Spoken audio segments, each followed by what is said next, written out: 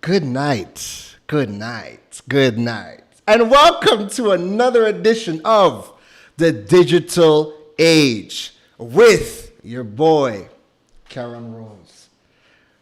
It feels like the week is so long to wait between these episodes, don't you guys think?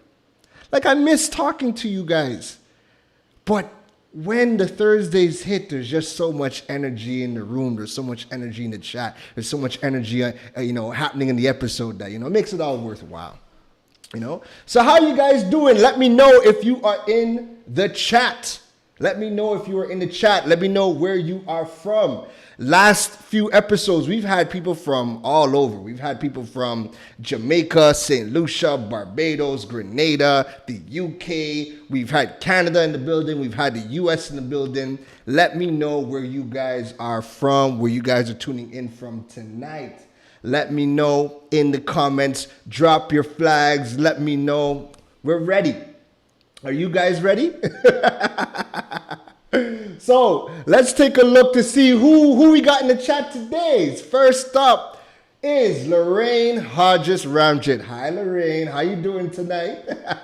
Then we got Dwayne. Then we got Jason Marcano. What's going on, brother? Then we got Gerard Rodriguez. How are you doing tonight?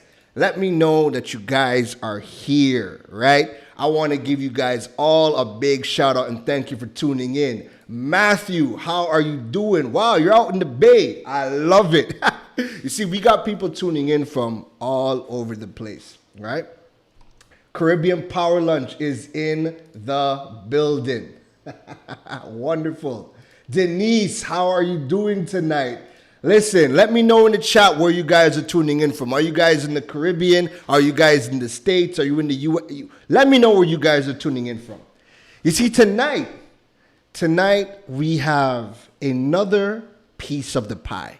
If you guys have noticed, every episode of the Digital Age has been something to give you guys a piece of the puzzle to thrive in the digital age. COVID or not, every episode is chocked full of lessons that we need now more than ever to take our businesses online and to the next level. All right. So it's really amazing to have all of you guys tuning in. It's amazing to see all of you guys so interested in all of these different topics. And tonight we have a real goodie. As a matter of fact, with everything happening in the world right now, this episode is extremely timely because if you're in the Caribbean and if you're in the States, if you're in Canada, you guys know that COVID hasn't gone anywhere. As a matter of fact, there's many places that COVID was gone. We here in Trinidad and Tobago, it was gone for a little bit. And now it is back, unfortunately. However, this is the opportunity for us to really start rebuilding our businesses and our brands. I think many people, after the first wave, I think many people started to get comfortable again and figuring, okay, well, you know what? It's only a matter of time before things get back to normal. And boom, we're back up to active cases. So what does that mean for us? That means that large gatherings ain't happening. It ain't happening anytime soon. So virtual events is going to be here to stay. And even whenever our vaccine releases, events are going to start to move into a hybrid model where you're going to have offline and meshing with the online. So it is extremely important for us to understand the world of virtual events. Now, I wouldn't just do this on my own, right? In order to really have a full discussion on virtual events, I had to rub a magic lamp and I had to wake up. I had to wake up the Event Genie. I had to wake up one of the most respected people and names in the Caribbean event industry. Now I want you guys to give a warm welcome to Miss Tisha Jack of TCJ Events. Tisha! Karen! How are you doing tonight, Tisha? I'm good. How are you? I'm good, I'm good, I'm good. You know, it is great to see you virtually again. You know? Listen, this has been a hot topic, and I could imagine COVID has presented some new challenges and new opportunities for you. How's everything been since the start of everything? Interesting. And that's the word that sums everything up. I'm not going to, sugarcoat it. It's been a roller coaster ride. Right, It's been a roller coaster ride. right, When everything happened, of course, events was not, if not the first, the second thing to get shut down. right, So correct. you're in the middle of planning all these fabulous weddings, and I had like two or three conferences. I was excited for 2020. I'm like, yes, yes, Right. yes. And then COVID, and you're like, no, no, no. Yeah, where do we go from here? Where do we go from here? Where do we go from here? So we are going to be diving into, what's changed, how you had Yeah, to adapt. We have a lot of things to talk about. But before we get started, we have to drop the digital age intro drop and it, welcome everybody. All drop it. right? Here we go.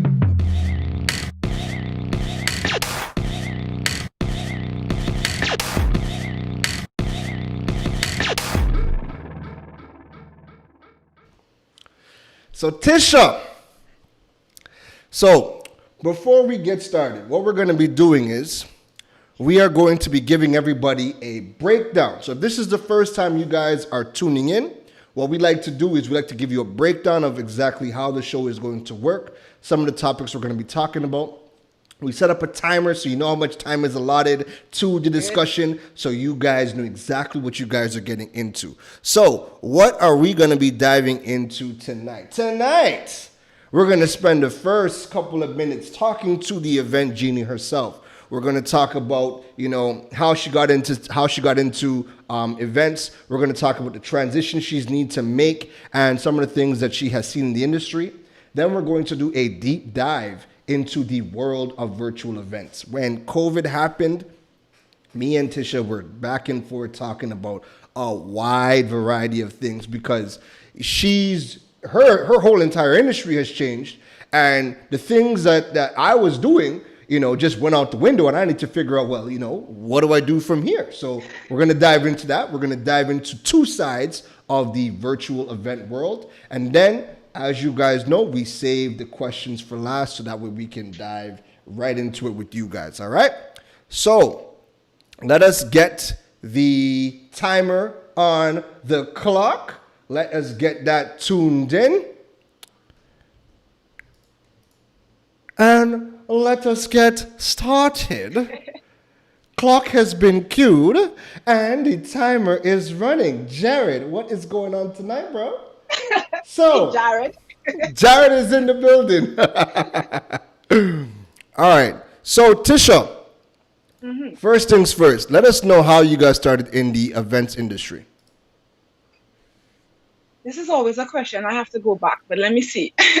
So I think indirectly, and I think if you talk to a lot of people, I've been involved in it for in and out unofficially, helping around with the family events and those little things. And when you think, oh, I'm so great, and Right. then um, I was in the process. I had just finished my bachelor's degree in hotel management, and I was actually working at tourism development at Hilton, and I got the opportunity to work at TDC as an event coordinator. So I'm Right. like, this sounds nice and fun. Let's go. Right. So I did that. It was on a short contract, and then it piqued my curiosity to see another side of it. So I went deep dive. Like my boss on the first day said, I'm throwing you in on the deep end. You're gonna learn to swim from here. So, Yeah. by my nature, I'm not gonna fail person, so we had to figure it out, right? So Right. after 4 months of doing it, I said I actually really like this. Right. So I went online and I Googled if there were masters in event management. Because of course I'm like, people actually study this. Like I don't even know. Right. So there was one. I applied to one university on the basis that I didn't have to write that long, boring essay about yourself. And no, I didn't have to do that. So I just completed the one form and I submitted it. I got accepted and I told my parents, and they're like, oh, okay. So, This is a thing. so this is a thing. And you're going to go, okay, fine. So I did my master's. So I actually have a master's in events Wow. management. And I came back home and I was fortunate to get a job as event coordinator at a particular telecoms. I'll rename or nameless for now in case we have to say anything later. Yeah, no worries. No worries, no worries. Not worries at all. So Yeah, so what? Go ahead, go ahead. I stayed there for 5 years as a event coordinator in a very dynamic marketing department until I said, yep, time to make some changes, need to balance life, being not as stressed out. And TCJ Events was born in January 2016, and it's been Wow, no turning back since. wow. And it's so crazy that you're so behind the scenes that like I know you as an expert for events, and I never knew how popular you were because you're so behind the scenes until I put your name I out, didn't know how and I popular was I getting was. messages like, "Wait, Tisha's coming to digital age," and I'm like, "Yeah, you know Tisha, but who don't know Tisha?" I'm like, "Oh, it's like that, okay, okay, all right, Every time you cool." tell me this, I still don't believe you. I always say you're I'm gonna send the exaggerating. screenshots. I'm gonna send the screenshot. I'm gonna send proof. I'm gonna send proof. So now, what I want to know is, so you've been doing this since 2016, right? And TCJ Events was born in 2016. Right. When March of 2020 hit, all of a sudden, COVID is in town. We thought COVID couldn't swim. We thought COVID couldn't fly. All of a sudden, Right. COVID is here, and it is changing the entire industry. Let us know what happened to all of the in-person events. What happened to the industry? What happened? What did COVID do to your industry? We literally came to a stop. Like, stand still, nobody's moving. We don't know what is going on. We don't know when this is going to be over. We don't know how we're going to move forward. And we're literally left figuring out, oh my goodness. Like, Wow. there was nobody that knew. We all stopped. So Right. in March, I would have had a wedding the first week of April. So you can Right. imagine the state of that bride. And Right. then planning a conference that was supposed to be in June. So you're like, what's gonna we're like, nah, maybe it'll be all right in June. And I had some other weddings like 2, 3 months down. I was like, okay, let's just deal with the April bride and we'll be fine. Right. Okay, April comes, May comes. So you're like, okay, this thing is not going, it's not going anywhere. You're looking at what's happening internationally. And what I did coming out of all of this, which is why I'm where I am now, I looked to see what people were doing internationally in the events industry because Right. COVID started affecting them since December, January, right? So I'm Right. like, what are these people doing? Right. And everyone, the story was the same. So this is one time when we could say it didn't matter where in the world you were, everybody's story was the same. Was affected. Weddings, corporate, the suppliers, vendors, everybody was singing the same song. To this Right. day, it's hashtag save events, it's hashtag save live events because we still, it's still a lot of not moving, really. Right. So, Right. yeah. I think one of the funniest things I've seen, and this pretty much kind of sums it up, is there was a clip during our lockdown where I seen somebody. I don't even think they were in Trinidad.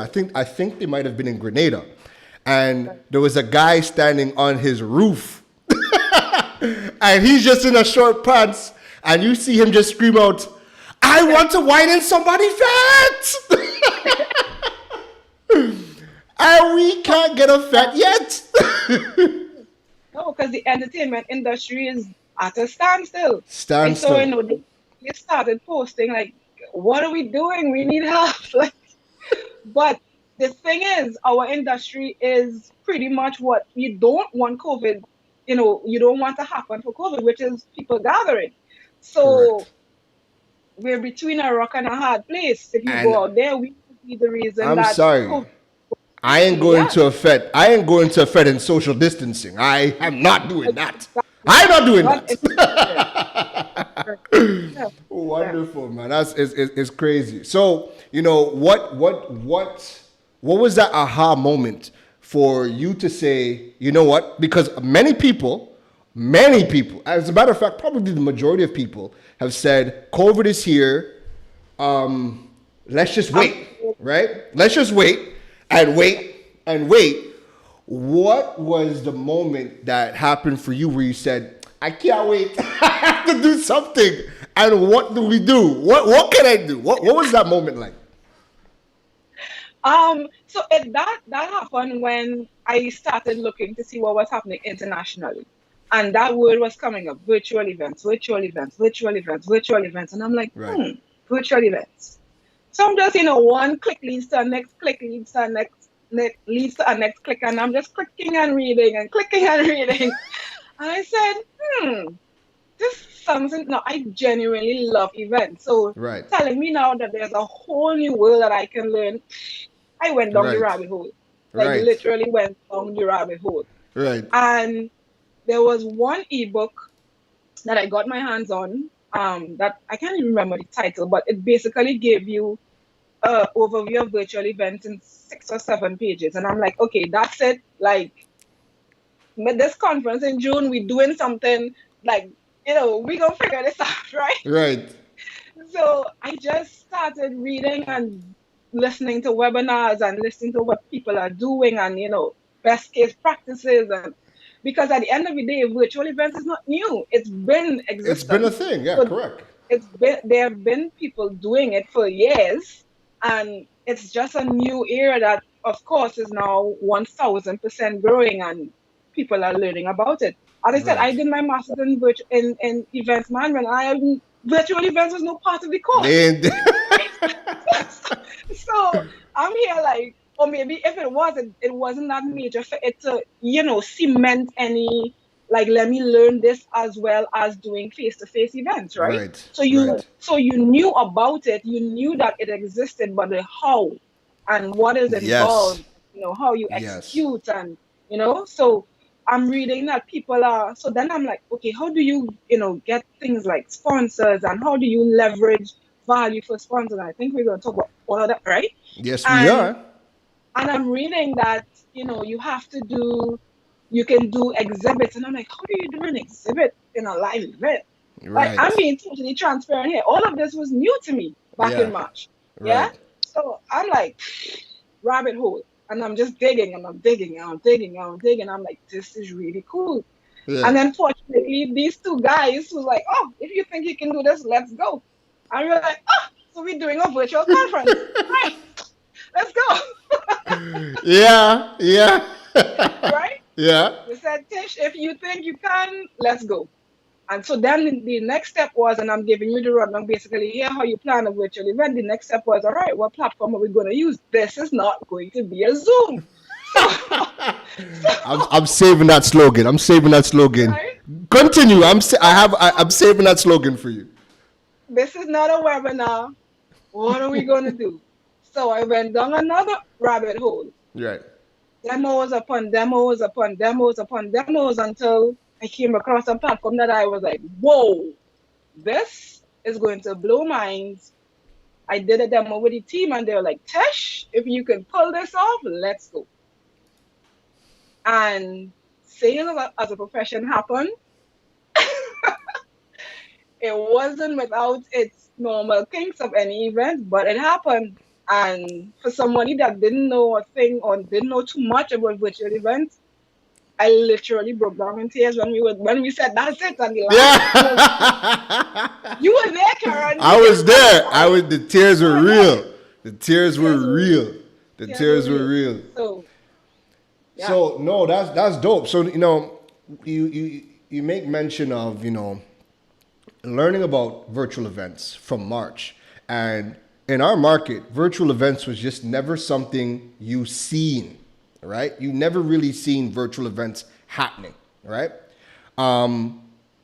Why do you think virtual events isn't a staple in the Caribbean? that's a good question because that's what I was thinking. I'm like, why is nobody talking about this? Right, Like, why are we not doing it? right, Because I started to look to see, if any of the people that I, follow are in the industry with me than I am, but I wasn't seeing anything. And I'm like, you know right, what? We're going to figure this out. right, I really can't say. I can't say. I genuinely right. cannot say. You Do you know, think? Do you think it's a cultural thing? it might be adapt. We take a while to adapt, and virtual events is not a walk in the park. I will say it's easier to execute a face-to-face event than a virtual event. I'm not, yeah. Like after having gone through what I've gone through the last couple of months and Yeah. doing it from a very basic webinar level to a conference level, whew, Two totally I different things. totally, it's tired the same way when you're done, but it's a different tired. Yeah. It's Yeah. a totally different tired. So, I mean, if you're not techie, it can be intimidating. Fortunately for me, I like dabbling in tech a little bit. So I'm not an expert, but I have a pretty good understanding of certain things. So I think Right. that too has been a great asset for me. So if you're not Right. techie, virtual events can be very intimidating. But this is why we Very. have you. This is why we have you. Listen, you coined when the sales as a profession virtual sales event was, or before it started, I should say, you had the slogan, and I couldn't stop laughing because I was going through my own preparation for the digital age, right? And you probably said a million times, this is not a webinar. Yeah. Why do you feel like you needed to like that needed to be your slogan? Why do you feel like you needed to put it in people's minds one time? This is not a webinar. Because we were sick of webinars by the time the conference was out. I mean, webinar burnout was real. Let's just say Zoom burnout was real. Like articles were coming out. Are you feeling Zoom burn? Like all these different phrases because Yeah. every week you're on a Zoom call. Every week you're on a webinar. Every week you're on 5 calls. You're like, oh my goodness. You're busier now more than ever. All of a sudden, everybody has time to Zoom Yep. you. Everybody. And it's Yep. back to back meetings. Yep. Yep. You know? So it was important. And this is one thing when you're doing virtual events. So we're just going to drop this as we're talking. You have to differentiate what you're doing from what people are accustomed to because it's a new area. So they're not going to know what to expect. So they're going to think they're going to get a link and they're going to come on and you're going to see. Yeah. Whereas when they came, it was a whole like, welcome to a virtual event experience. This is Yeah. where you get your agenda. This is where you access your sessions. This is where you can check out sponsors. And everybody's like, whoa, this is not a webinar. This is not a webinar. Yo, I found myself saying the same thing too. Was that when I was planning the digital age, and I literally went in a hole for 2 months. March hit, I had signed some deals to be doing my workshops face-to-face workshops, right? Seminars and actual hands-on workshops. And all of that went out the window. And I was like, okay, well, what do we do from here? And at that point in time, companies were reaching out to me saying, hey, we love the way you break down and engineer conversations. We don't get the level of conversation that you have when we go to these local radio stations, right? You speak our language. We want to have you interview us or showcase our products with you. So I was like, okay, this is sounding like opportunity knocking at the door. So for 2 months, I went underground and I was learning everything about web shows, live streaming, web shows, the technology, the software, everything. And when I finally put it out that, hey, the digital age is coming, I felt myself saying the same thing too. This is not a webinar. This is not this ain't no webinar. Please don't degrade me and say this is a webinar, because it's not. Because if you guys know, when I have to set up for a webinar, like if I have to do a Zoom, I literally just click on the link, I log into Zoom, and that is it. You do it from your phone, you do it from your, there's nothing to it. However. Yeah, but. Go ahead. Go on. No, I was going to say, the simple differentiation is a webinar is an online seminar. It's a seminar that's happening on the web. It's educational. We're going to be breaking that down.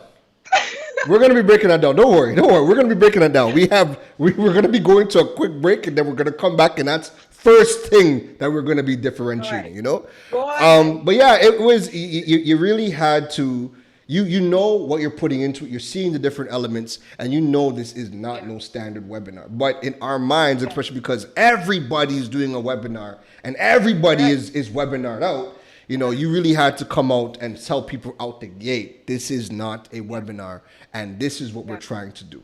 So, Tisha, what we are going to do now is and the thing is with technical stuff, my timer wasn't actually working. For some reason, it decided it was not going to start. But on my end, on my second display, it's working perfectly fine. But in the stream, it wasn't. So you see, things can happen, folks. All right? Yeah. So our 15-minute segment of Getting to Know the Genie is up. What we are going to do is we're going to take a quick break, thank our sponsors, and then we're going to come right back. And we have a lot to talk about with virtual events, from getting started, talking about the different types of events, monetization, how to get sponsorship, you name it, we're talking about it. So let us thank the sponsors real quick, and we will be right back. Tisha, you stay right there. Keep it locked, ladies and gentlemen. Thank you.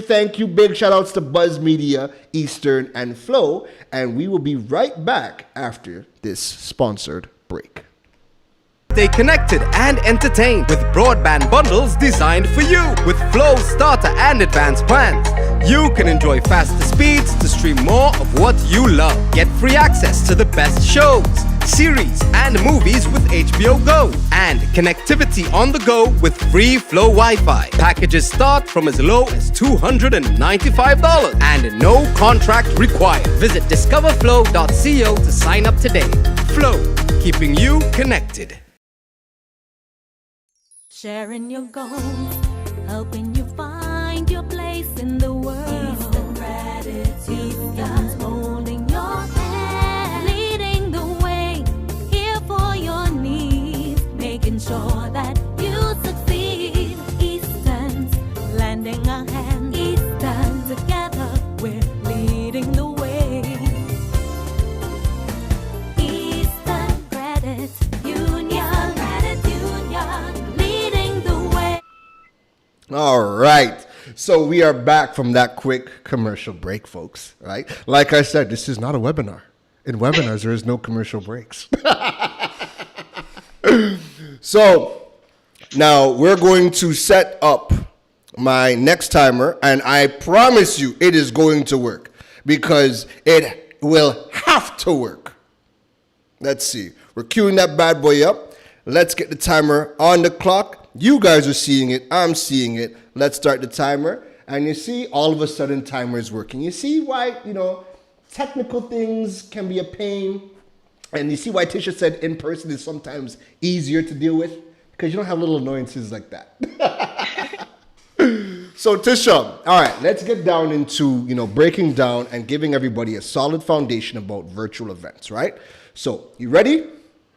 Ready? All right. The first thing we need to talk about is let us dive into the different types of virtual or online events. Let's break that down. Okay. What do we have? All right.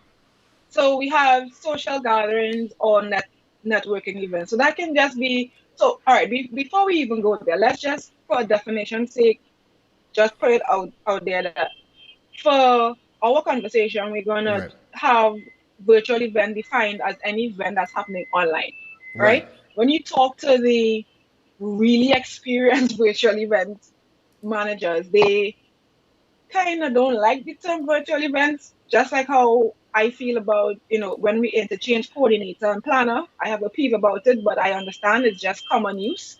Right. But on online events, it's the more generic term that is actually used, right? Virtual events, you start to talk about augmented reality and 3D stuff, and I'll probably take a little while before I get there again, because that's a whole new world that you have to learn, right? Right. So for online events are network, that could be, you and some friends just online doing, probably on a Zoom where everybody's cameras on, and you're just chilling, right? Right. You have social media streams, which we would have seen a whole lot of when COVID started, right? Right, a true. whole lot.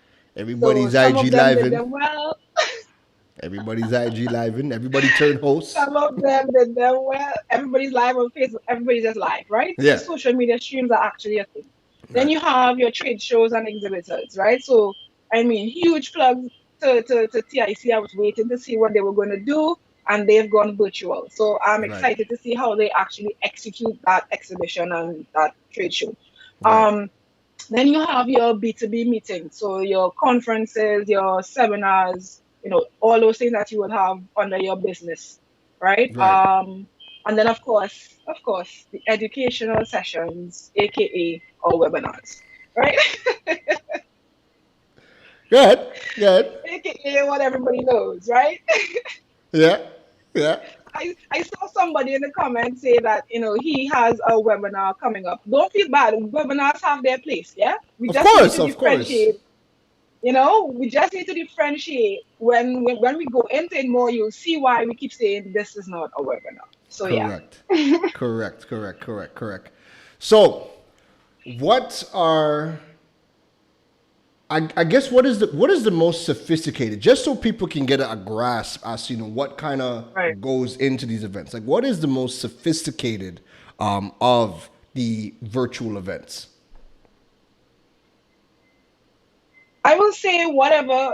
So the thing is, when you're doing a virtual event, you typically try to mirror what you're doing with your face-to-face event. Right. So I will say the most sophisticated one will be something that's close to what you would have done in a face-to-face setup.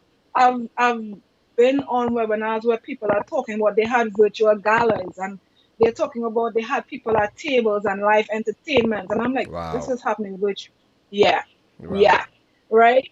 So there's a lot. So you can turn a gala, which is you get dressed up, you go, you eat really great food, you have live entertainment. Right. And they turn that into a virtual event. That's absolutely insane. Yeah. So if we are getting into, so again, everybody tuning in has a vested interest in some form of virtual event, whether it is a standard webinar all the way up to, some people are thinking, I'm trying to bring Michael Jackson back from the dead to dance on my table, right? Going into augmented reality and virtual. That one I didn't mention, but entertainment is huge, right? Yes. Correct. It's huge. So what are some of the pieces that go into the event? Like, let's break down. We were talking last night about kind of the structure of event, and starting with, Right. what do we want to get out of the event. So let's talk about, Right. what are the Yeah. pieces that go into planning out a virtual event. Right. So with any event, face to face, online, whatever form, you have to have some kind of strategy, right? And the first step in your strategy is why are we doing this event? What is the goal? What is the objective? Like, what do you expect to get out of this? So you're having a webinar. Why are you having a webinar? Right. Is it that you're trying to build leads for your business? Is it that you're trying to just share information? Is it that you're just trying to build your name as an authority in your field? What Right. is your goal coming out of it? So So people come to you with first to no begin, objective. yeah, yeah. Wow. We just say, hey, Tisha, I'm trying to get paid, so I want link up link up the online event. yeah. No, I actually had a consult with someone and he said, hey, I want to do a virtual conference. I said, why? And he had to post.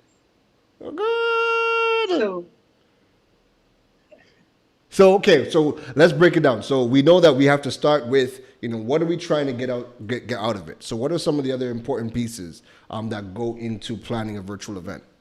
Because sales as a profession didn't look easy. It didn't look easy. the next thing is you have to know who your audience is. Who do you want to attend this event? Because at the end of the day, all events are not for everybody, right? Right. Who do you want to attract? If you know your objective is to build leads for your business, then you want to attract, your audience should be people that can convert into customers and not just Right. some random person that, oh, by the way, right? So Right. yes, you will have the randoms, but at the end of the day, you have to understand who is your audience. Who are these people that you are planning to host at this event? Right. No, that it only makes sense. But it's amazing that Yeah. if you don't know that, like there are people that come to you that don't know that, like they don't have a clue as to who they want to serve. They just want to have an event. I wouldn't say that they don't know, but after conversation, because the other thing in us being event managers is that we have to help or we guide our customers in, developing that. Right. So we ask the right questions to help them come up with the answers, because at the end of the day, they may not know. So Right. when I'm done talking to you, you're gonna stop and actually think about it and be like, okay, yes, this is what I want to do. Right. This is Now- who I want. This is what I want to do. Right. Yeah. Right. So we know what we want. We know who the audience is. What is like a key next step Right. for planning this event out? How are you going to measure if this is successful or not? Is it going to be based on how many attendees? Is it going to be based on your profit margin, if profit is one of your goals? Right. Is it going to be based on how many people convert into customers, or how many follow-ups you're going to have? So you have to establish how are you going to measure your success, because at the end of the day, it's a lot of work going into the event. So you want to make sure that you are going to get what you want out of it. Right. So the next thing is decide if this is successful or not. How are you going to evaluate your event at the end of it all? Gotcha. So now, when we are trying to plan this event out, should we be thinking about, doing this ourselves and, purchasing the equipment, or should we be thinking about outsourcing it? Like, what is the thought process between figuring out, which way to go?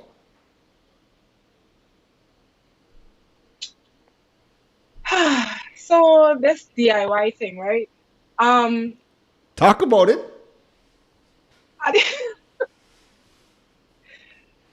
Some things, so all right, so depending on the scale of your event, you might very well be able to handle it on your own, right? Right. But when you start to talk about, all the different parts, and when we go deeper, you understand that at the end of the day, you might realize that, I cannot be production, marketing, accounting, MC, host, registration, event engagement. Like, you can't be a one-man show hitting all of these things. Right. Yeah. Um, so you have to decide if you have all these hands or if you really need to bring in support. And then where are the areas that you need to bring in these support?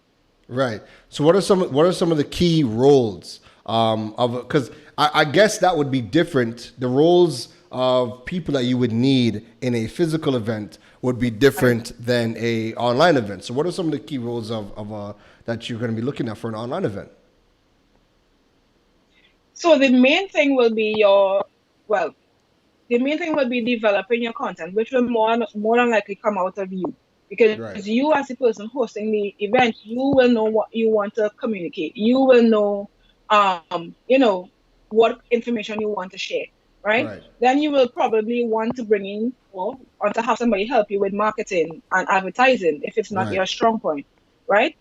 Your let's just put all that under your digital team. If you Right. have to produce social media content, if you have to produce videos, if part of your event requires you to have pre-recorded videos, then somebody has to produce these videos. So Right. we start talking about your digital team. Um, Right. if you are going to have a lot of attendees, you may want to have somebody that actually is helping you with engagement. So it's a whole engagement team. Like they are the people responsible for being in your chats and just checking and making sure that you have no comments, because again, you cannot be, if you choose to be your moderator and that's another person, but you can't be managing things and then in the chats checking to see what is happening. Like no way, right? Correct. Um, Correct. then your speaker management delegate, like who's going to be checking in with your speakers, who's doing the dry run with your speakers, who's going to make sure that your speakers have the information that they need, that you'll test to make sure they have good lighting, that they have good internet. Right now I Right. don't know if we're buffering, right? So Right. you know Correct. um all these different things, right? Right. And then, of course, very important, you have to have a moderator and a host. Somebody has to Right. carry the event from top to bottom. Right. So the same way you have it for a face-to-face event, it's even more critical that you have a moderator or a host in case you have to have, announcements or anything, just somebody to carry your event, not just from session to session, but if you just have to manage information from your event to your attendees. So that's just a snapshot. Oh, Wow. and last but not least, you have your AV and your production team. If you're doing Right. streaming, all your cameras and your sound and your lights and who's going to be testing all these different things. Right. Yeah, in a That's a in a lot. nutshell. And and I guess you say all of that, right? And I think it's a perfect time to dive into, you know, I think we've had so many people that want to transition from the in-person events, they want to go to virtual events, Right. and then they come to you, they talk Right. to you, and they say, hey, we have this concept, we want to do, we were gonna do an in-person big gala, 1,000 people, we can't do it, so we want to do it in person. We want to do a virtual event. They talk to you, you break everything down, you give them the price, and they look at it and they say, way boy, I thought virtual events were cheap. I thought they were cheaper. Why isn't this Right. cheaper? No, we got to talk about it. Why aren't virtual events cheaper? We want to know. So they're not necessarily cheaper. Let's just go there, right? Because again, depending on the type of online event you're doing, of course, doing a webinar is going to be cheaper than doing a conference, right? Right. It's going to be cheaper than doing a gala or a whole entertainment production where you have stage and all these different things, right? Right. But it's not cheaper. So yes, you wouldn't have transport costs and if accommodation, if you had people traveling, you wouldn't have decor, you wouldn't have food. But then, whereas you might have been spending 10% of your budget on videography, you Right. probably now have to spend 40% of your budget on AV production, Wow.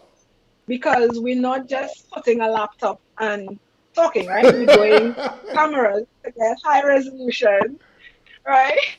We're Correct? going to be cutting to ads. We have overlays. We have, right, Karen? Right? We push a Correct? button and things Correct? happen, right? Correct. Talk to him. So those those things are not cheap, right? Yeah.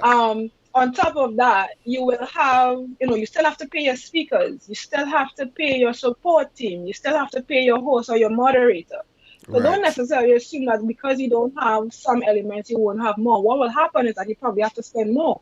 You probably have to do more marketing and advertising, trying to convince people what is this virtual thing that you're talking And why to about. spend their So money on your it? advertising and marketing, right? So that budget might be more than if you were doing a face-to-face event. So yeah. Right. Right. No, that it needed to be broken down because like people have come to me and they're like, like what is the cost to do even what you do for a web show? What are the costs of the equipment? Right. What are the costs of the subscriptions you pay? And when I sat down and tallied up my subscriptions, like I pay over 300 US a month, just to do this. So that's so for me. And then even though you don't have a physical, well, you may or may not have a physical venue, the platform that you choose to host the event on is now your venue. So the Correct. event platform is going to come at a cost. And then Correct. most times these costs are tiered based on how many The attendees. So attendees. you'll find that if you have a 100-person event versus a 5,500-person event, the cost of your platform is going to be different. Right. Right. So you still have a venue to pay for, you still have support staff to pay for, you still have marketing advertising to pay for, you still have speakers to pay for, you still have whatever. If you're doing gifts, because people do digital swag, they're mailing out gifts to people, so depending on the nature of your event, you're still going to have costs. So you still have to build a budget the same way that you build a budget for your face-to-face event. So you hear that, folks? Just because it's digital doesn't mean that it's free. So, Tisha, hold on for a second. Everybody in the chat, again, if we're going good, if Tisha's going good, if you're getting some gems, drop some fire in the chats. Give us some energy because this is how virtual events work. It's a two-way thing. We give you, you give us. Let us Yeah. know if we're going good. Give us some fireworks in the comments. Let us know if we're going good. All right? Please, we need some fire. So, Tisha, now, one of the most important things that I think people struggle with, because I get asked this question a lot, is let us talk about the one thing that everybody is trying to hunt for right now. Everybody feels like they're broke. Everybody feels like COVID has taxed their pockets. Everybody wants to know, well, if I'm going to do a digital event, how on earth do we make money from a digital event? Let us dive into that because Right. now, if everybody was, doing some vacuuming and doing dishes and listening to us, everybody drying their hands right now, everybody come back and say, yeah, boy, hold on, you're talking monetization? Let me get serious. Monetization. So step one. So let's dive into monetization and how can we get paid with virtual events. Let's dive into that. First, Listen, how do go you ahead. Go get ahead. paid? How do you get paid? How do you get paid for a face-to-face event? You charge a ticket price, right? So Mm-hmm. if you know that you're doing all of this and you're like, you know what, I'm gonna charge a fee for it, even if it's a minimal amount, I'm gonna charge. Right. So let's just say you use your webinar, right, as Right. your lead generator, right? You're doing a free one. You're like, guys, this is what I'm gonna talk about. Boom, boom, boom. It's your lead generation, and then at Right. the end of it, you drop the bigger event. Yeah, and Right. you charge them for it. That's the first. That's the first step, right? Right. So you can generate revenue from ticket sales. The other way is via sponsorship, Right. right? Talk Because to as him. we said, hosting this event ain't free. So you're gonna have costs to cover. So the So this, so the same way that you approach sponsors for a face-to-face event, you can approach sponsors for a virtual event. What you need to understand though is what is the value that you're going to be giving to these sponsors? What are you selling to these sponsors? What are Right. these sponsors going to pay? What are they going to get, sorry, in return for their investment? And So whereas you go have ahead. the, go Go ahead. ahead. Go ahead. Go Yeah, so ahead. whereas you have the normal, yeah, your logo on social media, your logo on the website, you have to dig a little deeper now to see where are there opportunities within your virtual space, within your virtual event that you can offer for your sponsors to get mileage. So Right. depending on your platform, you have, you might have an area to have like banners and you have a rotating carousel. You can have them sponsor sessions. So when persons log into the session, they see sponsored by. And then the Mm. opening while you're waiting, you're always waiting for people to log in. Right. Joys are virtual, you're waiting for them to come into the room. You can have, a 15, 20-second video playing from your sponsor. That's Right. mileage, right?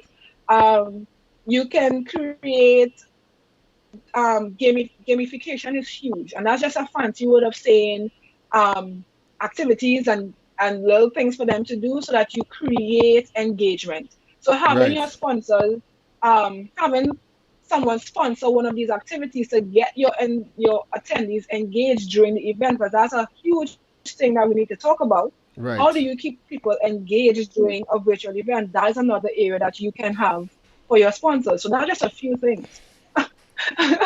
Yeah. Yeah. The sponsorship, getting sponsorship for your event.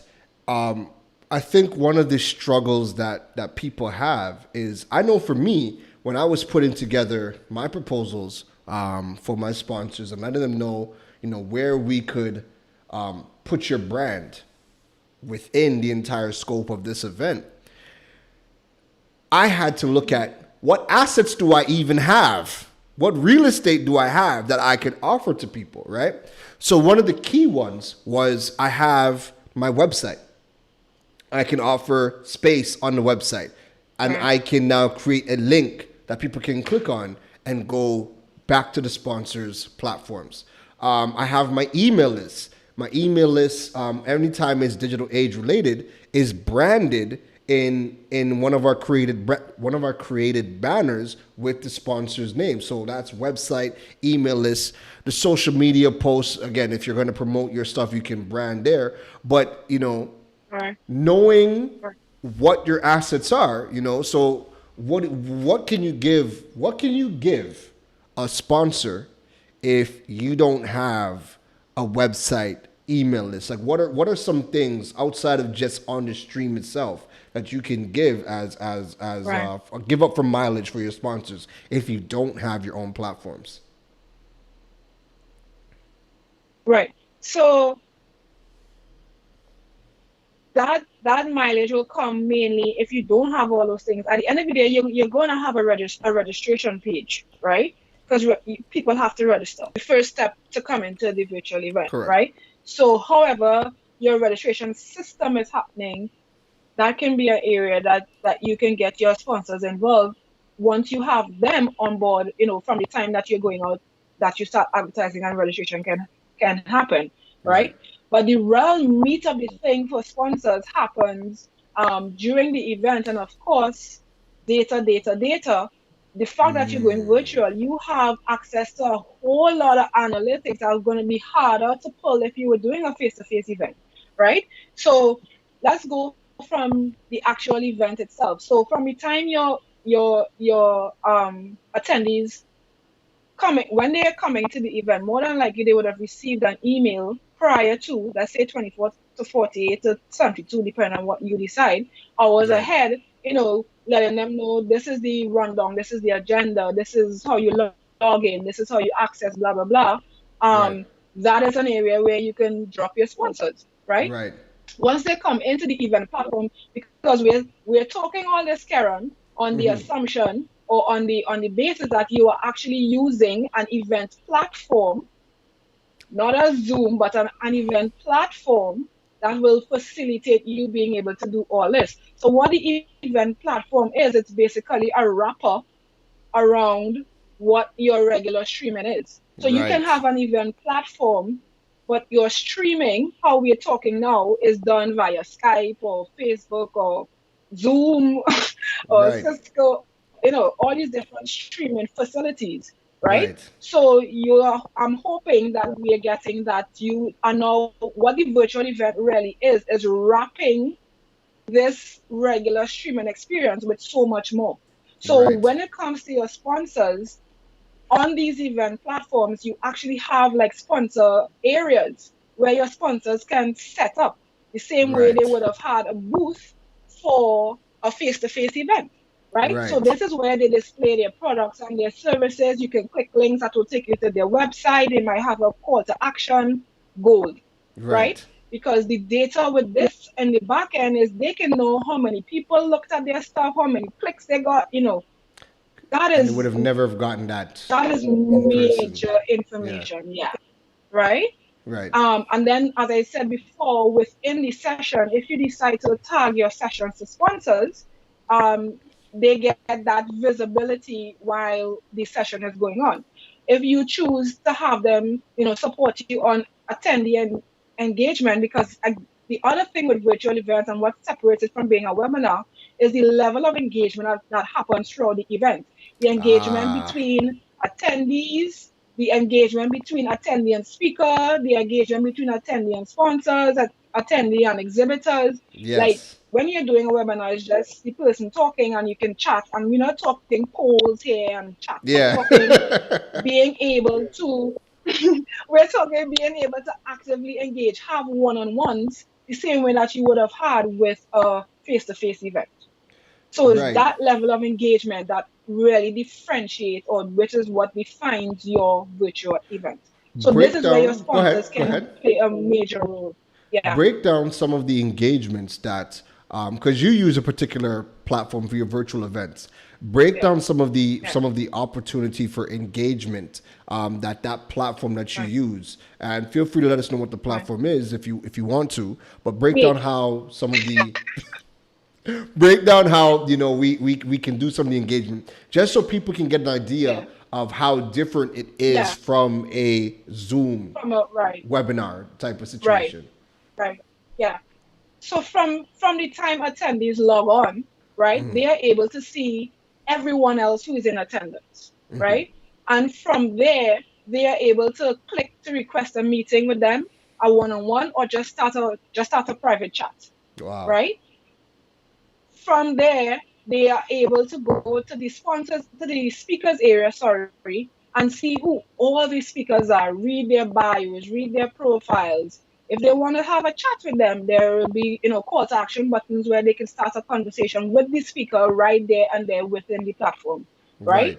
Right. And going further, there are contests, that's where you can have the fun. Because at the end of the day, events are supposed to be fun, right? Yeah, It's really an yeah, experience. yeah. Yeah. And yeah, right? And and everybody loves to win free stuff, right? So Yeah. this is another area where your sponsors can actually plug their services or their products. So you can have contests and giveaways where you're encouraging attendees to, I don't know, post your setup where you're watching the conference from. Post what Right. you're having for lunch. When we did the conference, they were joking around, what's for lunch? And everybody was posting pictures of their food when we broke for lunch, Wow. right? Wow. Because there is an there is an there is an event feed where attendees can have their own party happening. They're chatting away, moving on, and you have, yeah, that's what they'll do if they were in a face-to-face event, right? Right. Once they're within the sessions, now they can do the regular stuff, the chat while Right. it's going on, the polling, the messaging and that kind of thing. So what really differentiates it from your regular Zoom call or just your off the shelf streaming stuff is all these other things that you're able to do um, within a virtual event platform. The thing that everybody loves on that particular platform is that networking area. So picture, Yes. when you break for lunch and everybody's outside around the cocktail tables and sipping and having conversation. we can actually mimic that in the networking launch feature of the platform. So there are Right. tables set up and everyone is clicking. I remember, anyway, every time I show this and everybody's reaction was like, whoa, this is where you have real time video conversations with fellow attendees, as if you were standing around a table having a drink. Yeah, so drinks not included, but we can facilitate you having a conversation in real time in the most engaging way virtually possible. So yeah. That was, and what I had liked about that platform at the Sales as a Profession conference was that you branded each of the tables, Yes. the tables, Right. and you Yes. seen that okay, Which there is was there was another a free famous one. spot, so you can literally just go, you could exit out and go into another conversation, and all of a sudden now Yeah. it's four squares pop up, and all of you guys are having a video chat. And you can jump in, jump out, Yeah. and just go into different. It made so like Just just how you will Yeah, just how you will do it if you were in a foyer of the hotel after an event. You're buzzing around, moving into different circles, having the conversation. So that is what that is about. That engagement, yes. that attendee engagement is what makes the difference. And for me, I joke with Jared all the time. Like I have a problem when I go to an event and people are talking and talking, and I can't get away. I have not mastered the art of getting away from people. So Jared always give me tips and be like, this is things you can say to get away from people. When that Sales as a Profession Virtually, conference happened, click a button. yeah, what? All right, bye. And I'm out. So it helped me Oh, tremendously. It helped me tremendously. The next part I want to touch on is we're starting to see a lot of events, and I know you guys were doing this at the last event too. You guys were doing a mix of pre-recorded videos and live videos. So what is the rationale between having this mix of pre-recorded videos and actually having people live? right. So there are three main reasons why you will want to mix it up.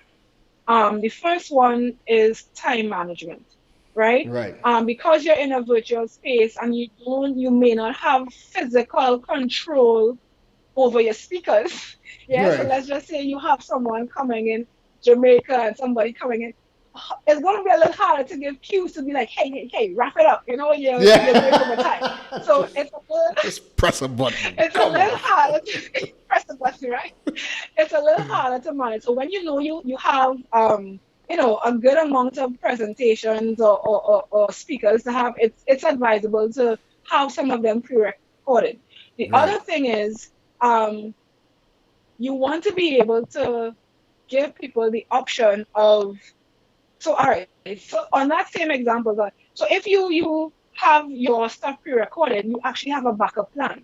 So let's Right. just say you're live and this particular speaker live and there's some tech difficulty. You can always, the other awesome thing about virtual is that you can change up your program really easy and Right. you can still have flow, right? Right. So if there are some issue and you just need to be like, you know what, load this video instead. This is where your MC and your moderator comes in, that they can seamlessly get this done. You run the Right. pre-recorded video while trying to fix what's happening with this live situation, right? Um, and then the other thing is you don't want to have your entire event at the mercy of the internet, right? The no control over with these virtual events is internet. And I have a disclaimer in my contract. I am not in the business of providing internet. Internet. Yeah? So I'm not liable. If on this one fateful day the internet decides that I'm not going to be awesome, right? And even in talking to you, I'm seeing that I'm getting some buffer because I have no control over the internet. Yeah. Right? So when you have your pre-recorded stuff, you have a little more ammunition to be able to your plan Bs and your Cs and yeah. But the main thing is really time management, and you want to break up. The last thing is you want to break up the monotony. When you have this screen as the only thing Yes. happening, and it's person after person after person God forbid they're not very engaging and dynamic, and that's the other thing.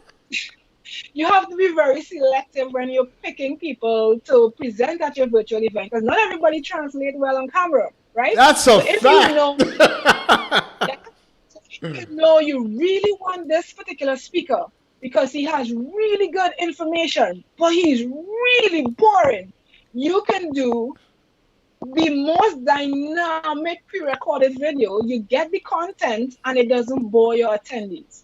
So, it's a mixture. It brings you monotony. It helps you to create balance. And people need to have different things happening to keep them engaged, to keep them from Correct. walking away. So Give yeah. give them the example. Give them the example of who would be somebody that you would want to do a pre-recorded video for versus live. Give me that example because we talked about it yesterday. Yeah, now I have to try to remember what I told you. But I will say it's really going to be based on a personality thing, right? Okay. If I know you are, high energy and you're going to come with so much life and it's going to be bursting through the screen, I will want you live, right? Because Right. your personality is going to be engaging, Right. right? But if you tend to, you're more soft spoken and you're monotone or you might be shy because not everybody's comfortable in front of the camera, Right. then we might decide to do a pre-recorded video where it's more of an interview style. So you feel the speaker feels more comfortable, Right. or you might just do one where it's questions popping up and the answer, depending on the content and the nature of your Right. event. So I will say me, Tisha Jack of TCJ Events, will say Plug yourself, girl. I would say pick it based on on the personality of your speaker. Give me the example about the chef. Oh, right. Yes. Yeah, that's the other. See, good one. Yeah. So yeah. So again, if you know that this speaker again is the same thing. If he's going to be very dynamic, if he can come with this presentation that is, if you want your chef to do a live cook, you probably don't want to risk that live. Next thing something happens and it's a whole fiasco, right? Right. So, but depending on your level of danger involved, Right. you might want to pre-record that so you have control over the final content that comes across to your attendees. So besides the speaker being dynamic, I will say where there's a lot of moving parts. So what has to happen? The Right. logistics might just speak to let's do this pre-recorded. Pre-recorded. And that if we have to move in a kitchen and a this and a that and it might get complicated. Wonderful. Yeah. So depending on the nature of the presentation and the nature of the presenter. No, that's great. But that's a perfect segue into the importance of getting it right live versus getting it right in person. So quickly touch on those because it's a part that people don't think about. The difference between getting it right live and getting it right in person. Touch on that for us. Yeah. The thing is, the virtual space tends to be a little more unforgiving than Right. live. That's been my experience. Like people all of a sudden have no patience for things to go wrong. So the minute things go wrong, they click a button, right? Because it's that easy. Yeah, right? Or they start blowing you up about, what's going on? Why is this like, okay, let's just express. Because we could have been live and the mic cuts out, or we could have been live and the screen is not moving. Right. But somehow it's easier to wing things in a face-to-face space than a virtual because, again, all we have is the screen, right? So they're not seeing in the back end that we are already scrambling trying to figure it out. Whereas if you were in a face-to-face event, they will see us in the shadows working. So they will tell us, they're working to figure it out. They'll get it done. Right. But you don't have that comfort in a virtual space.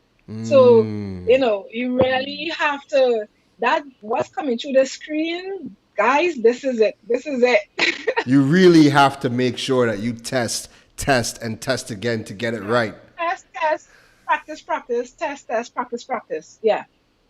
Wow. No, I agree, and you know what? Like, when very first episode of Digital Age, the people close to me knew that the day of, I don't really get nervous when I do things because I kind of just stay in my lane. So whatever whatever you see me do publicly, know that I'm passionate and I can't wait to do it, right?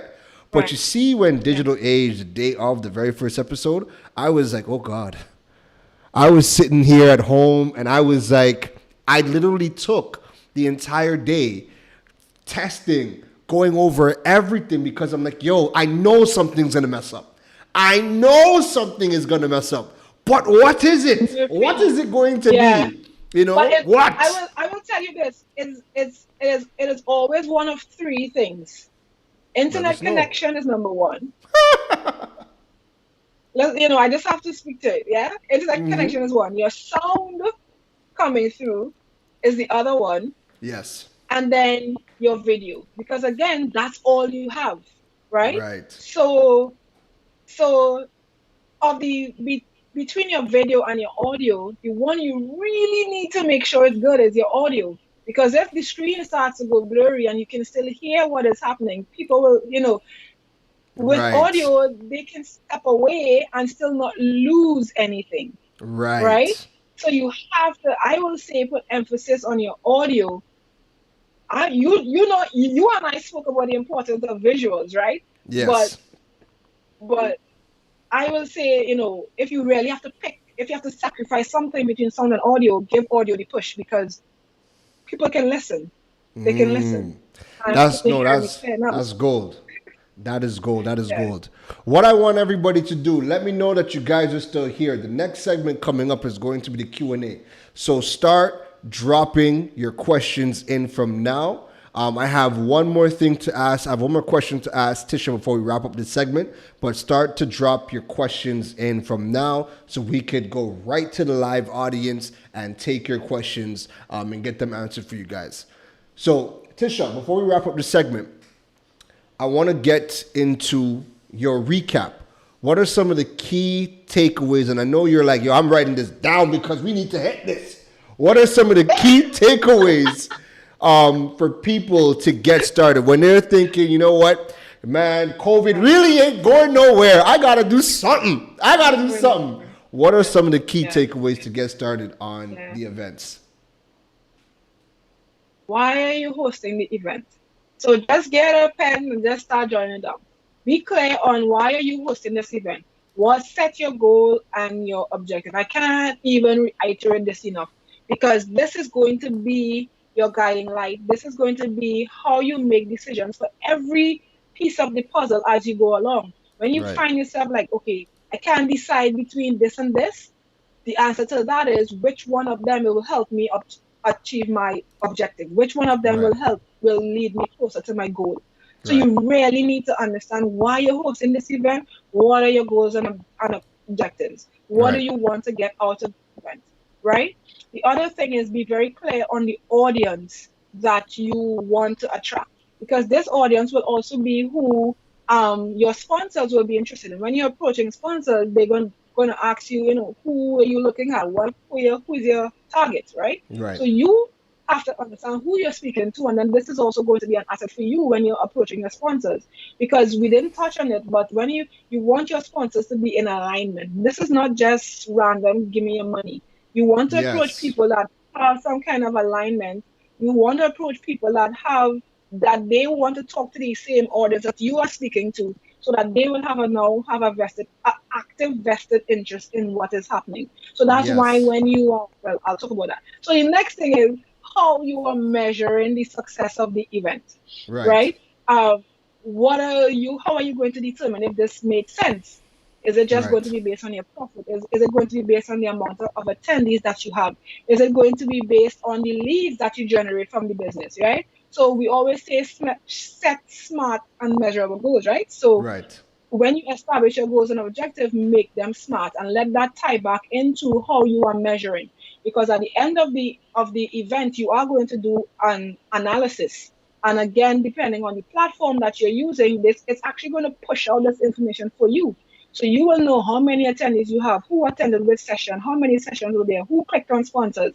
So my next step into that is get input from your stakeholders. And by your stakeholders, I mean, if you're a company, get input from your marketing department, from your sales department, from whoever has an interest in it. And then get input from your external stakeholders. Don't just take the sponsors' money and they don't hear from you until the event.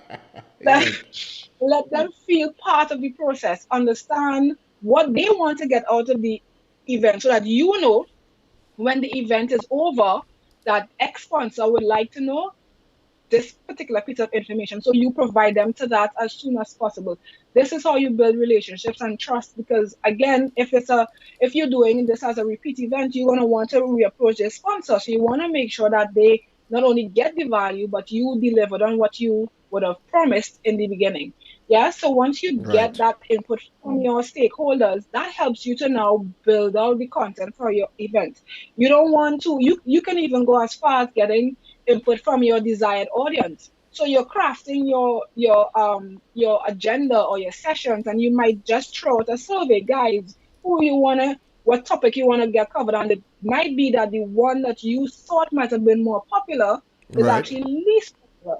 So you now know that maybe I need to make this my keynote because everybody wants to hear this particular person, right? So don't be afraid to get input from, not just your internal stakeholders, but your external ones throughout the planning process.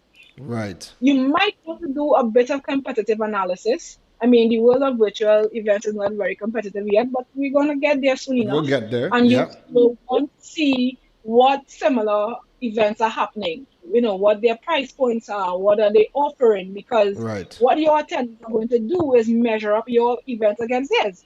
So you don't want to wait to push that out, and then you're like, oh wait, I'm a whole $100 more than this particular person, right? So you want to do a better competitive analysis. Once you've done all of that, you'll be able to do pricing, because we're not doing these events for free, right? So so you can then decide on your pricing, have good information, what your product is, what it's going to cost you, because I should put this before that you will be building out a budget, right? And in building out your budget, you have to cover your platform, your streaming, your AV team, your marketing and advertising, your support team. If I need Karen to come and do these fancy videos for me, that's video production, right? If I have to bring in marketing, if I have to get additional staff, if I want people to be in my chats, because I can do all these things. So after you've built out the main content, then you're going to start to see where you need support, and you might just need to have a support team.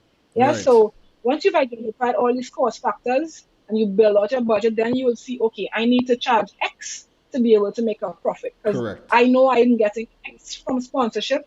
But you also don't want to be fully reliant on sponsorship, because I always say this, you have to be able to cover. If you don't get sponsors, is your event going to be cancelled? That's something that I always ask, right? That's a very important question. Yeah, can you fund the event yourself? So after you build it and see your cost, you're like, oh, wait, do I need to raise more money myself to be able to start this thing? Or am I super confident that I'll get sponsors? So it's a whole lot.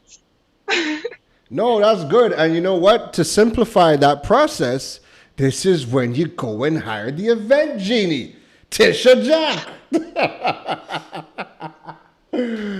No, Tisha, that is a beautiful recap.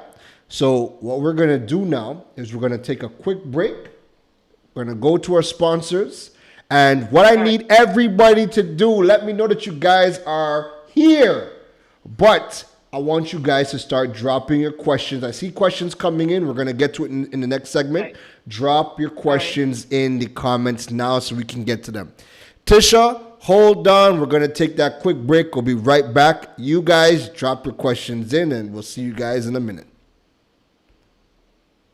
Stay connected and entertained with broadband bundles designed for you. With Flow, Starter and Advanced plans, you can enjoy faster speeds to stream more of what you love. Get free access to the best shows, series and movies with HBO Go, and connectivity on the go with free Flow Wi-Fi. Packages start from as low as $295 and no contract required. Visit discoverflow.co to sign up today.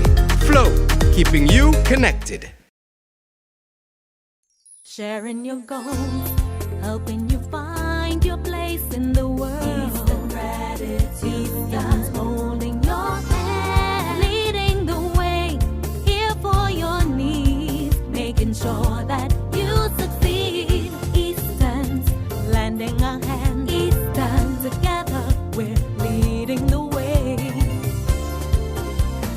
Eastern Credit Union, leading the way. All right, so Tisha, now is the time Yes, everyone. where we are in the home stretch. We bring it on home and we get the Q&A started. All right, so let us start the timer. And the clock is running. You see the clock working all of a Time sudden management. perfectly. Good You know, job. time correct. Good job, Karen. Good job. All right, so the very first question is brought to us by the good folks over at Buzz Media. And that question is, Tisha, how can we get paid for virtual events? Okay. So paid will mainly be via you hosting the event, and it will be through your two main sources of revenue are through ticket sales and sponsorship. Let's Right. throw this one in, Karen, because we spoke about this last night and you didn't remind me. The other thing is you can take the content from your virtual event and do on demand after. So Yes, folks. now you have passive income set up.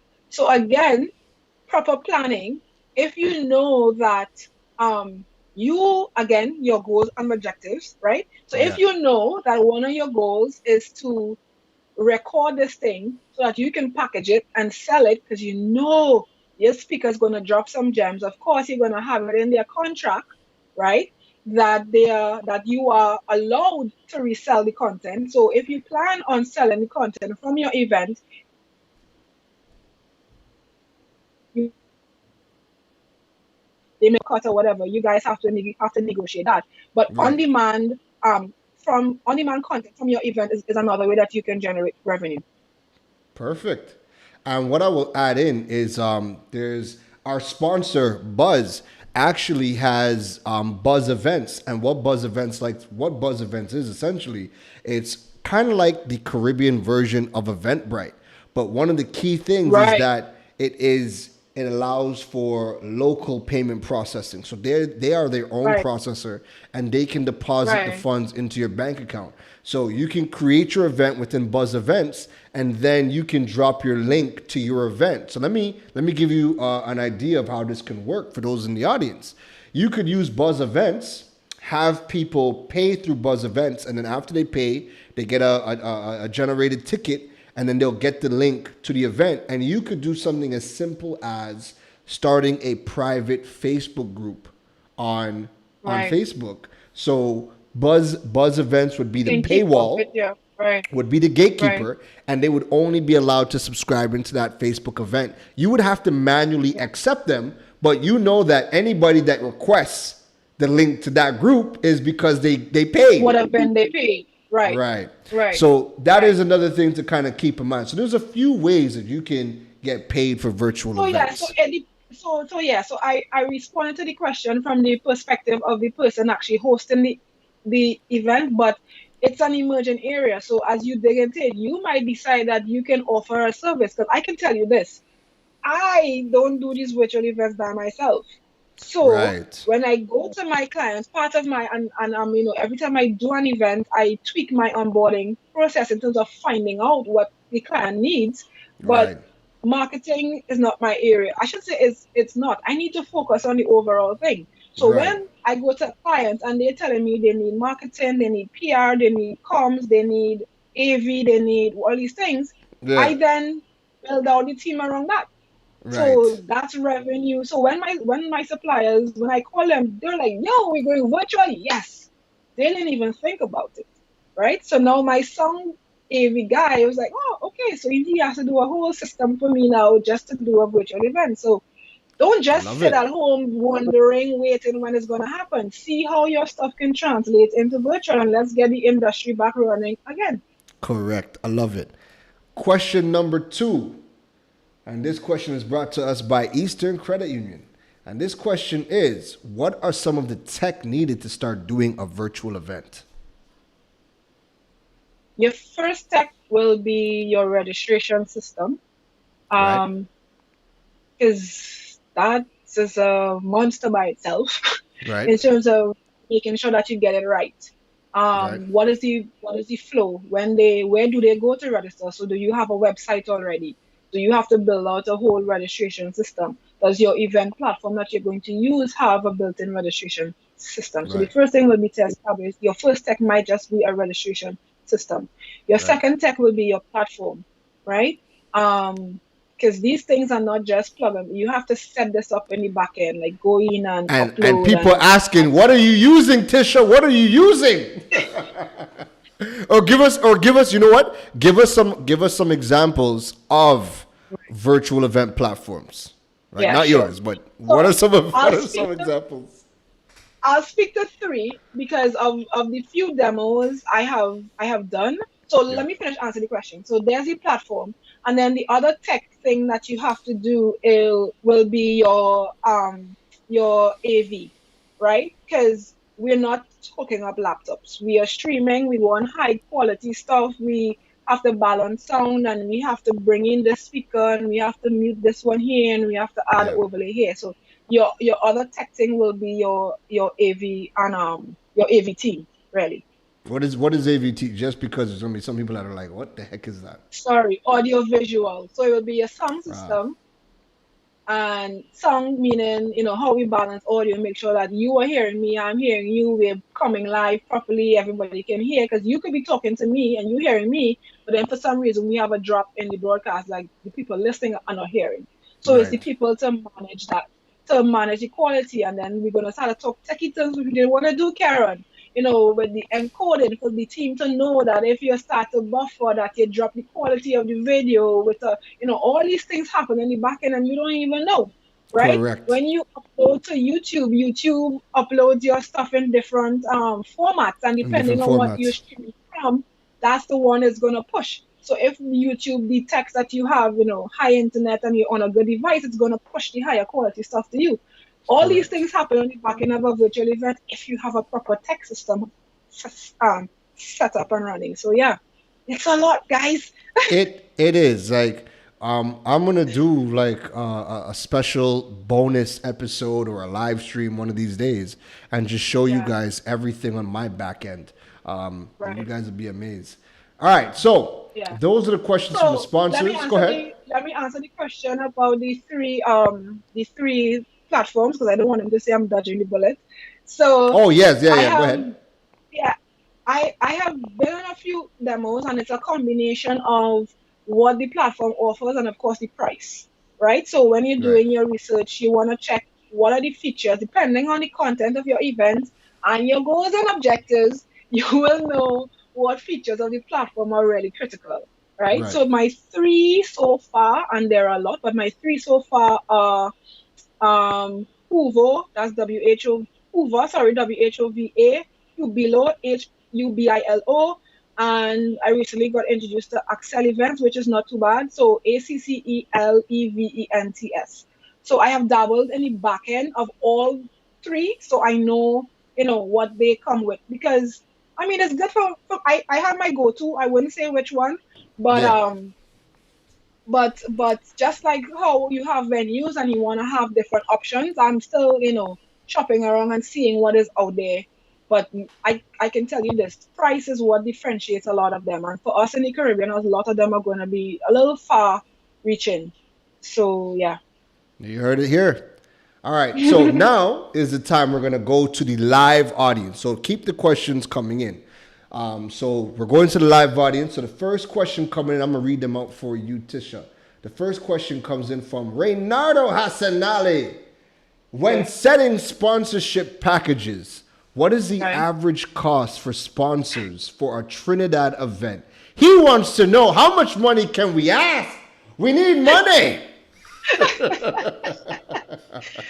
The cost of your sponsorship package is going to be dependent on the value that you're offering your sponsors. There's no set figure for that. I wish I could tell you starting at 5,000 TT now. It really depends on the cost of putting on your event. It depends on the value that you're going to be offering. So what I will say is you first have to understand what this thing is costing you, what this event is costing you, and work your way backwards. If you realize by the time you're done that, yo, this is a whole lot of value, I'm going to expose my sponsors to a whole, 5,000 attendees and the speakers and the reach. And if you know you have that level of value, and then you can start ramping up. But you can't be charging them a ton of money and you're giving them peanuts. So Right. the cost of your sponsorship package has to be tied back into the value or the perceived value that you're going to be giving your sponsors. Wonderful. I love it. So we're gonna fly through these questions now. So Yeah. next up comes from Jason Marcano. Jason asks, suggested alternative platforms as a replacement for Zoom live events because he's fed up with Zoom. He is fed up of Zoom. Now listen, I'm going to defend Zoom a bit, right? Right. The reason Zoom is the most popular is because Zoom offers the most flexibility when it comes to just, your basic off the shelf streaming system, right? Correct. Because that's what it is. It's a streaming system. So yes, coming out of COVID, Google made their Google Meet free. You have GoToMeetings, you have Microsoft Teams, Webinar Cisco Ninja. Flex, We have a lot. Webinar Ninja. There are a lot. ON24 was one of the most popular. They are now they want you to fill out a whole survey before you can book them to determine if it's making sense for them, right? So you have to do your research. But the reason Zoom is most popular is because it's very accessible and Yeah. the free version is there. It gives you a lot as the free version. But I will say, guys, please, if you take nothing else away, if you do use Zoom, please explore the paid version because if you plan on doing a webinar, Zoom actually has a webinar version. So Correct. within the webinar version, you can stop the subscription after. And this setup allows that you alone are on the screen and you don't have the 10 million tiles or how much ever people to be distracting, somebody chewing because they didn't mute their mic. Because again, if you're a presenter, you can manage all of this, right? Correct. So explore the Correct. features of the platforms and see what works best for you. If you know you want to have that chat engagement, do the paid version so you can take everybody's camera off. Yeah.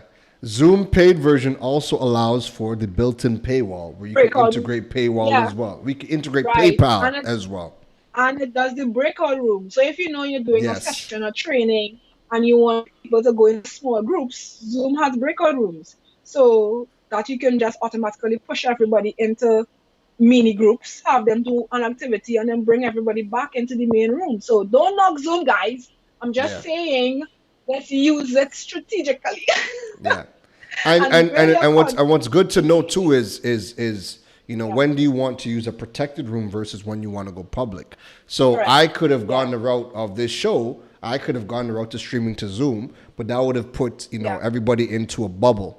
And I want this Yeah. to go far and wide. So I'm using Right. another tool called Restream that takes the Right. feed from my broadcasting software Right. and it pushes out to multiple platforms so we can get the Yeah. widest reach possible. All right? Because you knew that your objective was to get wide reach. So you can't use a platform that does not give you wide reach. So it goes back Exactly. to you're going What on are you your objective. trying to do? Correct. Yeah. All right. Our next question comes in from Johan Rodriguez. Can I use virtual events for insurance? P.S. Don't tell the other insurance agents. What aspect of insurance? I need a little more on that, but I will say a particular insurance company had a whole rally for their insurance agents, right? So yes, you can. The short answer is yes. Yes. But and again, yes. you have to know what is the event, why, what are you doing, Yes. right? So Yes. I need a little more information in your hand to be able to answer you properly. And that company, the name rhymes with Manticore. I don't know what you're talking about. So next question comes in from Camilla Evans. She says, "Oh Lord, this is my worst nightmare. What is the backup plan if you, the host event manager, loses connectivity? Is there a fail safe?" Well, boy, I should tell them what my computer just told me. No, don't. So, so, so in the virtual space, yes, Camilla, plan B, plan C, plan C, plan D, and E, right? If you have five internet providers in your country, make sure you have five internet connections. If you can have more than one internet connection from one provider, like backup. And in full transparency mode, that is exactly what happened to me with the conference. Our internet dropped, right? And Right. we were like, and everybody's panicking, but we had a backup, right? And we had a backup to the backup. So we had a backup plan for the actual running of the event that didn't require as much, so we were able to toggle that down and switch how we were streaming, because we were doing a Correct. broadcast, which will pull more bandwidth, right? But we also realized it was the internet, and we changed our connection. So backup. That's why I you have love to it. test, practice. Yeah, I correct. love it. I love it. Next question comes in from Ashton Mills. Ashton says, "I have a product. It's chocolates. How can having a virtual event help me promote or add additional revenue from my product?" I could think of like a I was, million ways. There's a lot. yeah, There's a that's lot what you could do. There's a lot you could do. I was going. I was going to say he can actually. I don't know if he's actually like launched his product already, but he can even consider virtual product launch.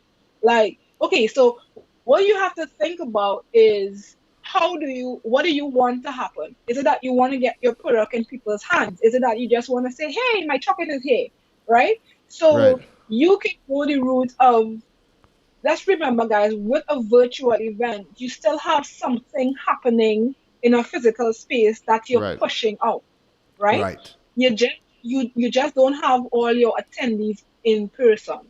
Correct. So virtual means all attendees are online. When we start talking hybrid, it means some attendees are in person and some attendees are online, Right. right? So a virtual event, all it means is that your all your attendees are online. So for chocolates, you can do a whole mini event in person and push this out. You can distribute your samples to influencers and then have them come in live and talk about the chocolate. Find people Right. who can use your chocolates to do different things. So if it's a chef or bake, so hey, I baked this cake with this particular chocolate and this person is live, and so yeah, we can go down this road forever. So Yeah, there's a lot. There is really a lot. Like I won't even add to it because yeah, it'll just go down the rabbit hole. All right, next question comes in. We're gonna try to fly through this so we can get through them. And I know you got people and little ones to see about. So next question. she's so true. Oh, next question is from Dominic Chapman. Dominic asks, "Are you able to host virtual events for companies anywhere in the world, or do you focus on events for only local companies?" So by essence and the definition of virtual, the answer to that should be I can host for anywhere in the world, right? Right. But one of the things with virtual events is that you want to set up a command center. So as I just said, yes, the event is virtual because all of your attendees are online, but there's still a level of physical, setup, a level of physical things happening to make the event happen. So one of the recommendations with a virtual event is that you actually have a command center. So Right. this is something that I have been toying with, as like, if I'm approached from somebody outside of Trinidad, how do I do this? Nobody's flying anywhere, right? Right. So how do you confidently set up a command center and I am not physically there? My anxiety will be through the roof, Right. right? So in a perfect world where I could jump on a plane and then be in the space with you, even though everything is happening virtually, I'll say yes. But for now, it's not something that I will want to play with, um, because I'm not in the room to command or to control or to manage everything. So in the command center, for example, you have your tech guys set up, you have your AV guys, you have your social media team, you have your host. So you don't have to be picking up the phone to try to call somebody because everybody's in the room as far as possible, or as far as physically possible. Right. So yeah. All right, no worries. The next question comes in from Kalisha Mills. Kalisha asks, she says, I just got in, but how can you keep engagement high during an online event? So I know we had touched on... Gamification. And hire people that are actually interesting with some spunk. Yeah? No, but seriously, engagement. Yeah, so engagement is not just wait, let me step back. When I say gamification, I just mean creating activities for persons to take part and actively participate, right? So you might have as we were explaining earlier, post on the feed what your setup is like. You will have a sponsor might say, hey, show us your cocktail with this particular drink. We can make all these things up, right? So one of the platforms that I use, they actually have 3 contests built into the platform. So this is something that we offer sponsors, and it's something that we can actively, engage the audience with. The other thing is you want to create opportunities for them to is really actively participating. Yeah, so engagement can also mean, visiting your sponsors, and you might say, hey, visit the sponsors area and come in the chat and tell us who is providing X service, and they have to come back to tell you who was the sponsor's name. But you want to create things to just get them moving and get them active, because again, the screen is all we have. Yeah, and the next thing, what I would add too is, and I know me and you, Tisha, talked about this last night, and the importance of it is breaking up the stream. So don't leave it as a talking head video the entire time. You want to be able to have, animations coming across, overlays. Yeah. We could switch to videos. Just take breaks. Like you can't be running live for 3 hours in a virtual, guys. Like, people need to stretch, because believe it or not, they'll take their breaks with or without you telling them to go on a break. So you want to build breaks into your session so people can know, okay, I'll hold on because we're going to a break in 10 minutes or right after this presentation. And then within that break, you can create an activity for engagement. You say the other things and just keep the engagement up. Engagement just means active participation. Correct. All right, cool.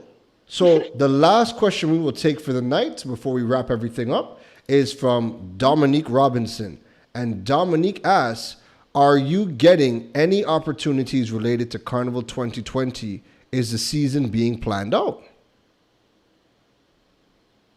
Can I plead the fifth? I do not have my eyes on Carnival. I'm going to be very honest. Typically, Carnival is not my season because my niches are corporate and weddings, right? So unless corporate has some Carnival related stuff, I'm not into the parties and the fetes and those kind of events. I pass those to people who have that experience. Yeah. So Carnival 2021, I really don't know. I don't even know what December is going to be looking like. I don't know. That's a fact. That's a fact. I'm trying. A regional client wanted me to plan a conference in November, and I'm like, we're going virtual, right? Because I was supposed to be on a plane, but we don't know if this is going to happen, so we're planning for virtual. Right. So, yeah. No, listen, that's good. What I need you guys to do is, we've come to the end of our program. If you enjoyed this session with Tisha, you know what I need? I thrive off of fire. Give me some fire. Give me some 100s. Give me some hands up in the air. Raise the roof like you just don't care. Give it to me. Let me know that you guys are still here in the comments. Let me know if you guys enjoyed tonight's session. Tisha, I told you I had to rub the lamp. I had to bring out the genie. This was a conversation that we had to have, and I just want to thank you for taking the time, for telling hubby, hey, relax. We got some things to talk about tonight. I'm thankful that you took the time to come out and had this discussion on virtual events, because you and this niche is not going anywhere anytime soon. And there's a lot that people are going to be confused about. People have a lot of questions. So again, just being able to tune into this episode and just to get a bit of a understanding and foundation. Listen, from on behalf of the digital age audience, I want to thank you very much for Thank you, coming. Karen. Thank you for trusting me to bring this information. I told you I was having the heebie-jeebies when you told me, Tisha. Yes, But I know. And you know what? And and the funny thing about it is, right, is what people don't know is that when March happened, when March hit, when COVID hit, you and I sat down and we were talking Are you trying at to- length. We were talking Right. at length about, what can we do? What do virtual events look like? What is the software needed? What is the technology needed? How do we put this together? And you and I were sending each other, hey, this person just did this type of That stream. Let's stream. go look. Yeah, And we would yeah. sit there, we would be guessing, wait, what were they How did they using? do that? How Right. did they do that? How did they do that? And we were constantly going back and forth trying to figure this out, and again, that helped me a lot in putting all of this together, because you I made was me going to hip. say, because that's how you Yeah. got your softwares and all those things. So yeah. Yeah, you made me hip to a lot of things that I needed to pay attention for.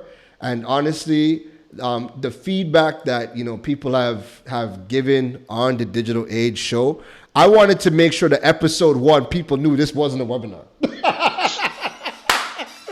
We had Devon flying. I am humbled that I've had such an impact in you, Mr. Digital. Like, Yo, yeah. listen, thank you, man. Thank you, because iron sharpens iron, and again, you need, people really need to understand that you need to have people around you that speak the same language, that have a similar drive or a better drive than you, so that you can bounce ideas off of them and create something. Because listen, I don't know what this show would be like without my conversations with Tisha, without my conversations with Kevin Valley from Caribbean Power Lunch, without my conversations with Terry Carell out of Jamaica. Yeah. Everybody has had an impact on how this entire thing came together. So I really, again, I thank you. I thank everybody that has helped me put this thing together, And once again, I just want to thank you for taking the time out to give us your knowledge and drop them gems. Tisha, where can we find you if they want to follow you? Because everybody wants the lamp. Everybody wants the lamp to rub and figure out, how do we get 3 wishes, Event Genie? Where can we find you? I will go in the order because you shout this from the mountaintop. So I have a website, www.tcjmanagement.com. Once you go there, you can find everything. But I'm also on Instagram at TCJ Events. I'm on Facebook at TCJ Events. I am sometimes on Twitter at TCJ Events. And I am definitely on LinkedIn, Tisha C. Jack. So you can connect with me on any of those platforms. And I will be more than happy to help you figure out this virtual event world. Wonderful. Thank you, Tisha. All right. So I hope you guys enjoyed another wonderful Digital Age episode. Next week is going to be another episode where Buzz Media is hitting the stage with the CEO, Stefan DeRoche. And listen to me, that is going to dive into the world of e-commerce, and they have major announcements, new tools, new platforms for businesses. I've seen it with my own 2 eyes, and I am telling you, next week, you don't want to miss it, because if you have been thinking about, maybe I don't want to do a website, this is going to be the next best thing. I have seen this platform. It is a very, very polished platform where you are going to be able to do amazing things. Let me stop talking because I'm gonna say too much, and I need to save the surprises for next week. So thank you guys for tuning in to another episode of the Digital Age. Listen, the hearts, the love. Sound the alarm. Thank you guys, and I hope to see you guys next week, 8 p.m. Atlantic Standard Time. We're getting into the world of BuzzPay. Thank you for tuning in. I will see you guys next week.